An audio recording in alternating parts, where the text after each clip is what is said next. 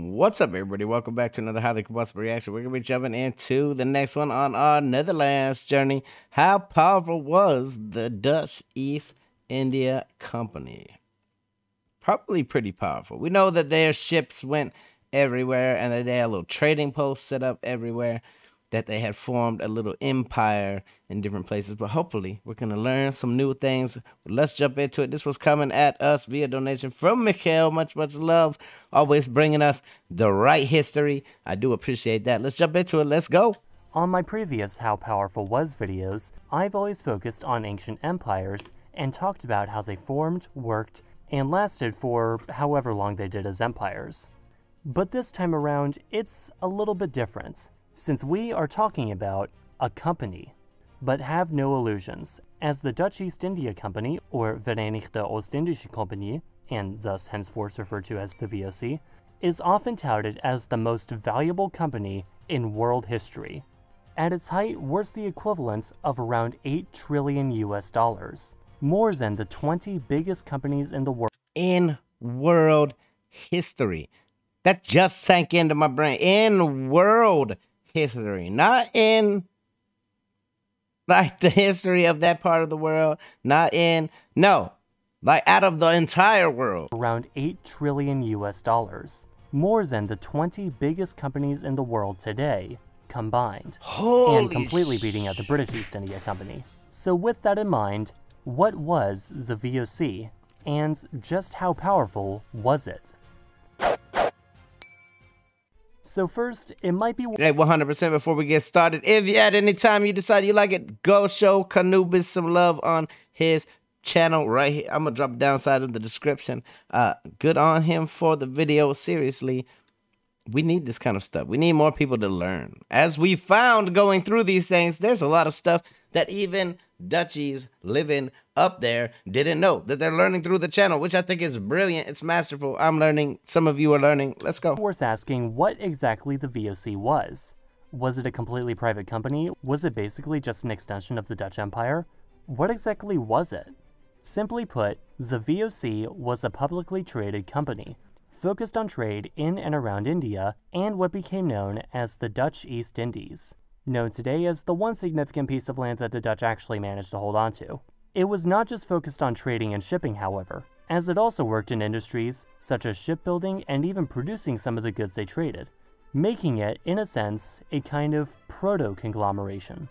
The VOC's origin story begins in the late 16th century, a time when the Netherlands was part of Spain, but the Dutch decided they really didn't want that to be a thing, but Spain was all like, yeah, but we do kind of want that to still be a thing.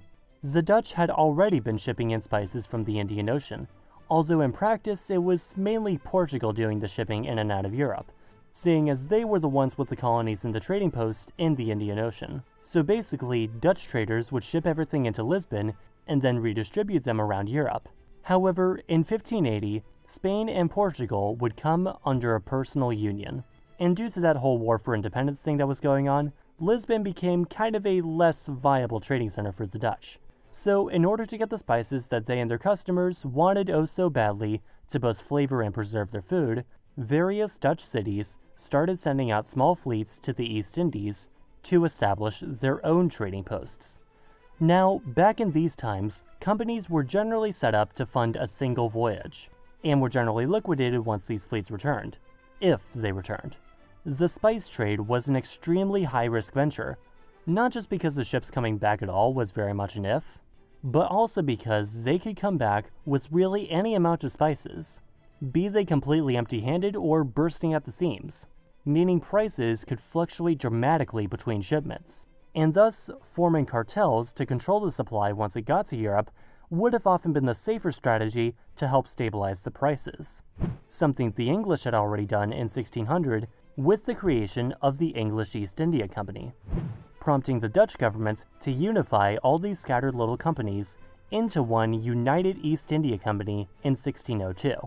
As one united company with the backing of the government, this allowed for hundreds of investors to collectively invest in fleets of well over 500 ships, greatly boosting overall profit and diminishing the effects of potential losses. This effectively created the first ever stock market, where the investors could invest some money now for a proportional share of potentially a lot of money later.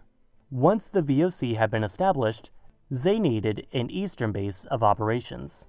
And in 1619, they would forcibly conquer the Javan city of Jayakarta, renaming it Batavia, after the Latin name for the Netherlands, slowly expanding from there, establishing new trading ports throughout Indonesia and India, up into Taiwan, as well as fortresses for ships to recuperate in South Africa, and also crashing into Western Australia a few times along the way. Since the See, that's what I like. Nonchalant history. That's what I like.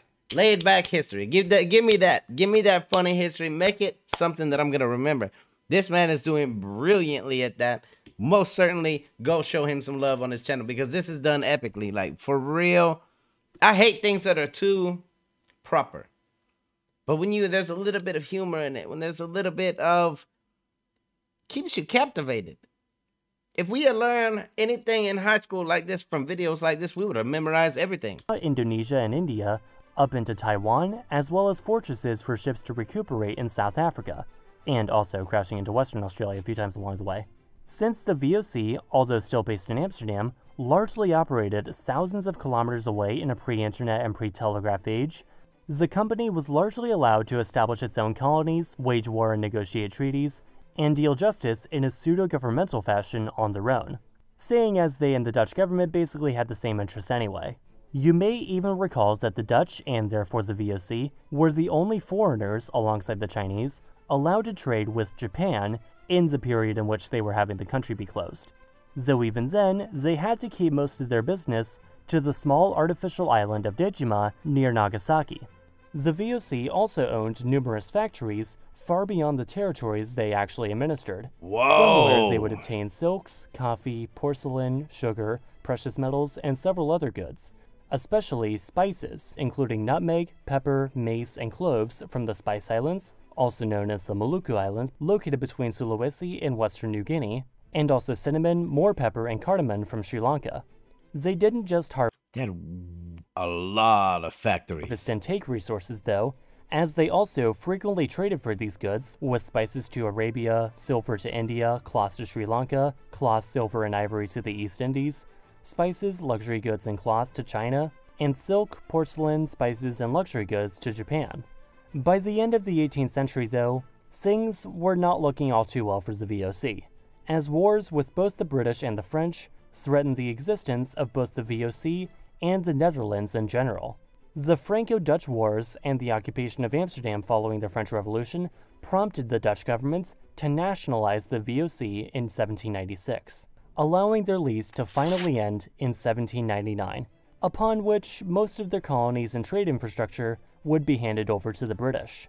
The effects of the VOC, although often brutal to the inhabitants of the regions where they had established their trading ports and factories, completely overhauled how capitalism in general would work in many ways over the coming centuries. They overhauled how power would work in general.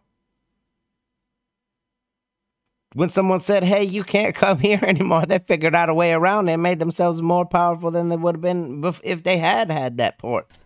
The VOC, however, in its effective monopoly over Indian Ocean trade, had also been ardent practitioners of slavery, violence, exploitation, and environmental destruction, namely deforestation.